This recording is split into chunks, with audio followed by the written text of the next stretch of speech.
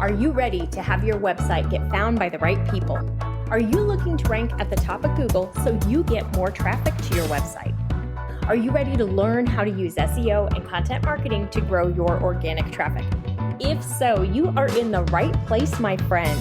Welcome to the Simple SEO Content Podcast, where I show you how to combine the power of SEO, search engine optimization, and content marketing to build your like, know, and trust factor with your audience, which allows you to get found by the right people and turn those visitors into buyers.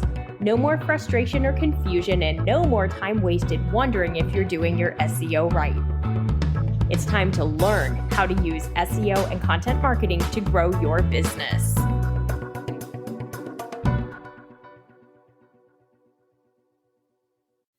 Hi, welcome to the Simple Marketing and SEO podcast. Today, we have a great question that came in from one of the listeners.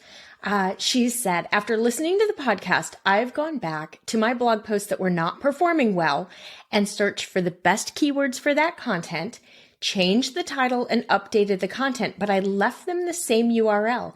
Is that a good idea, or did I just annoy Google? So let's jump right in and talk about this. First off, I'm really glad that you've taken what you learned in the podcast and applied that to your blog, because that is going to help you get more traffic from Google. By going through and editing and updating and redoing your SEO on your old blog posts, you can sometimes help yourself get a nice little boost of traffic and take some of those older posts and turn them into things that drive revenue and traffic for you today, which is fantastic because creating content takes a lot of work. So we want to make sure that the content we're creating creates a difference in our business, meaning traffic to the website, leads, and ultimately some sales so that you can make some more money. So you've done a great job so far of updating. You talked about the fact you learned how to choose a new keyword. Now, I am going to mention super quick, if you're not sure how to choose keywords or how to choose the right ones, I have a brand new class. It's a mini SEO course all about keyword research called Simple Keyword Research. I will link to the page that has information on it in the show notes. It's not yet live on the website. Like, you can't navigate there from the website yet. It's that new. It is fantastic. It is your chance to be right here with me as I go through and I do keyword research, and I show you some free tools and some paid tools and some Google Chrome plugins and exactly how I do SEO keyword research. It's right there. All the secrets behind it, and the class itself is like 4 videos and under an hour. So it's just a mini course, just enough to get you started, but really, really give you that sneak peek into keyword research. So she's done that. She's worked on finding the right keyword. She's updated the title tags and meta descriptions and content. At least I'm hoping the title tags and meta descriptions were updated. The content has been updated. Hopefully the header tags have been updated. All of that stuff has been done. The question here is, I didn't change the URL. Should I? So this is one of those situations where truly the answer is it depends. I personally don't always change the URL, because if you change it, now you're going to have to add in a 301 redirect, meaning a permanent redirect from the old URL to the new URL. So if you're only doing it from a keyword targeting standpoint, I probably wouldn't bother to change the URL. But if you've changed the core concept of that blog post to the point that maybe the URL doesn't make sense for what that post is about now, then you might want to go ahead and change it. But if you're just doing it, you're making the updates, you're doing the refreshes, you probably really don't have to do the actual URL change.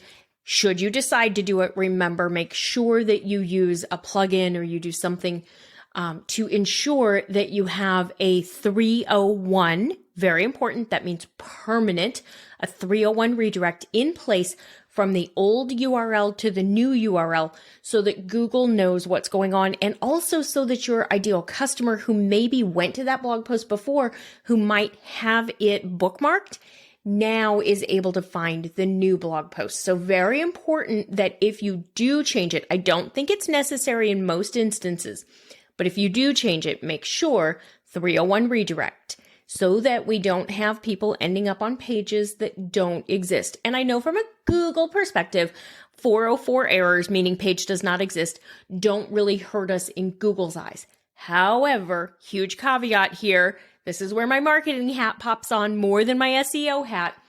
Your ideal customer does have a problem getting a 404 error, because if they can't find the content that they're looking for on your site, they're going to go to someone else. So whether Google cares about your 404 error or not, I still believe it's very important to avoid them at all costs as much as humanly possible by putting your 301 redirect in place if you change your URL structure.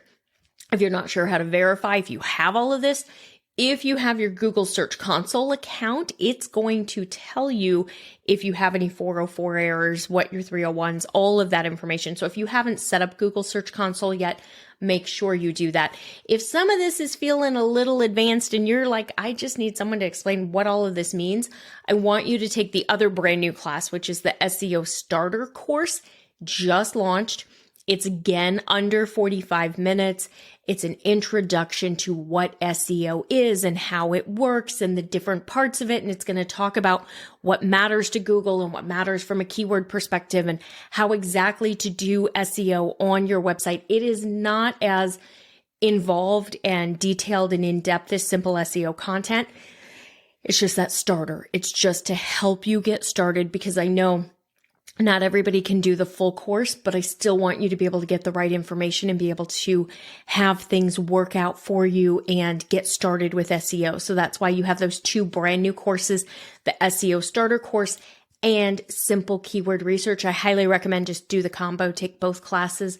You will thank me for it, because it's going to help you understand what to do for SEO and how to choose the right keyword. And then if you sign up for this SEO Starter course, you're going to get an email from me for about 8 days that you're going to hear from me each day with one little tip or one thing that you should be doing today to move forward with what you're learning about SEO.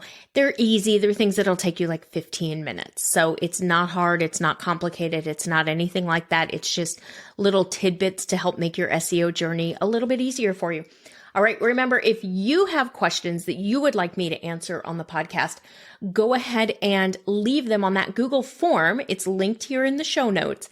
Go ahead and ask them there so that I can answer your questions as well. All right. You have a great day. Thanks for being here. I'll see you next week.